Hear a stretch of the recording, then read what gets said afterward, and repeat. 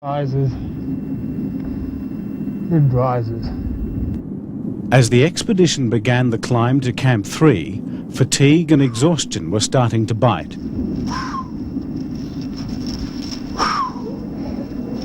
Just 90 metres up the ridge to Camp 3, bad weather threatened again, and heavy snow followed. Whiteout conditions left the climbers snowbound on the mountain. They elected to stay up in the hope that conditions would improve. Camp 2, do you copy? Over. It would snow for 8 consecutive days. After 3 days, it was clear a decision had to be made. Michael and I were talking this morning, and I think it's just too dangerous up here. Avalanche conditions are too high, and even without any new snow, it's still going to take 2 days before we're going to be in a position to safely start and go up and fix. So I think there's only really one alternative, and that's for all of us to get down off the mountain. Over.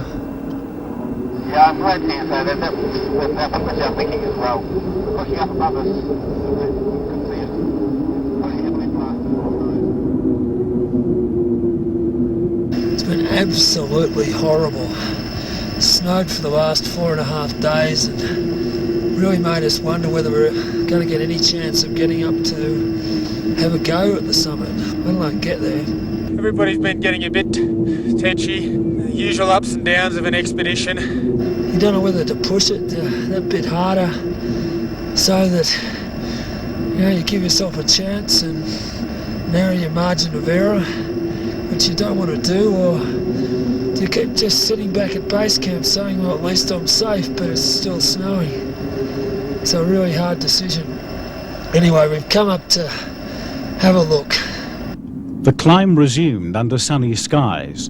The conditions on the ground were treacherous. And we've seen them push the route from Camp 2 up another couple of 100 metres. And that's great news, because it's the first breakthrough we've had on the route proper. And it's made us all feel a little bit more like we're actually still in the running to get up this mountain. Because we don't have a great deal of time left.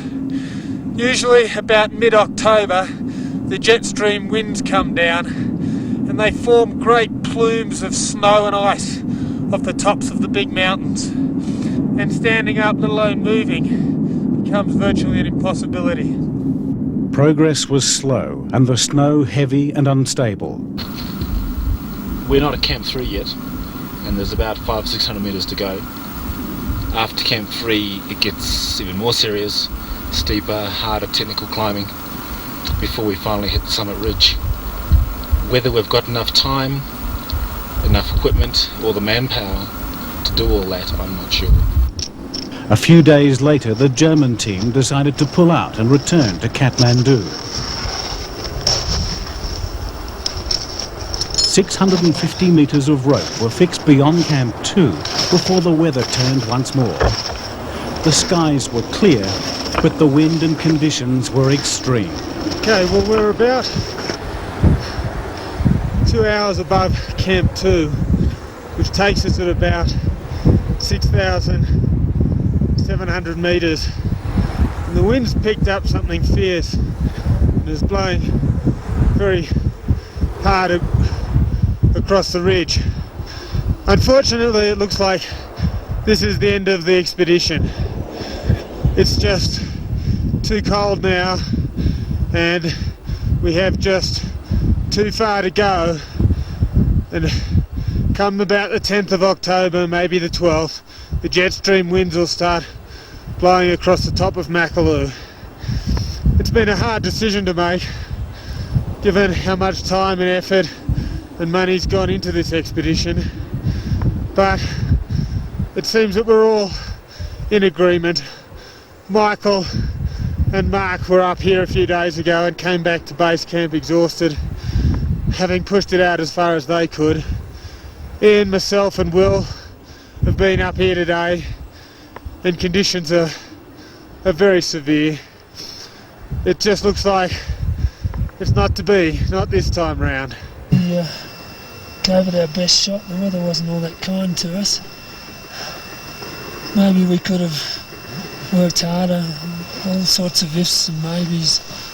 But I think by and large, that 8 days of snow that kept us off the route and then made conditions quite hard when we did go up really was a telling factor. Yeah. But there was still one more opportunity. When conditions had deteriorated a few weeks earlier, a runner had been sent seeking clearance to climb Makalu by an alternative route. On the 11th of October, he returned to base camp with permission from the Nepalese government to attempt the Kukushka route. Time was running out. Very few climbers had reached the summit of Makalu by any route by the second week in October. An alpine-style attempt was decided on. They would make no fixed camps and carry all equipment and supplies with them. Get up there.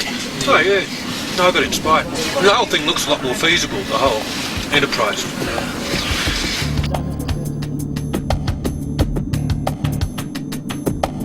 The German team was packing up their base camp, and weather had forced 2 French teams to abandon their attempts on Makalu too. On the glacier beneath the route, they met an experienced Czech-Italian team who assessed that the deep snow and high winds were too dangerous for any further attempts, despite getting to within 100 vertical metres of the summit.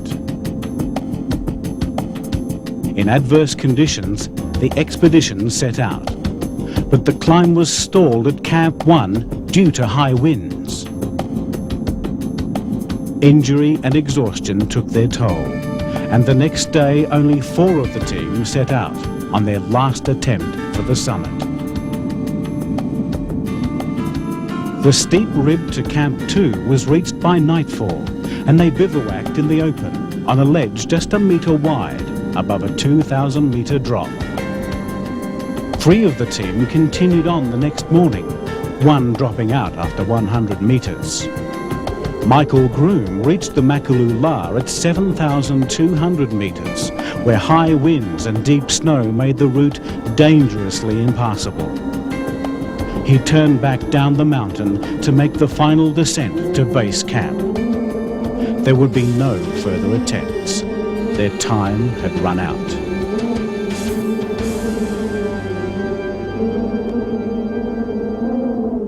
Reluctantly, they packed up base camp and prepared for the long trek to Kathmandu.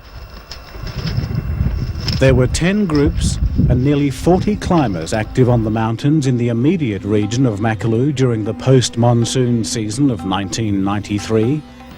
None reached the summits they had set out for, and 11 climbers died in the Nepalese Himalayas that autumn. On every expedition, decisions have to be made that balance the risks posed by the conditions against the desire to reach the summit.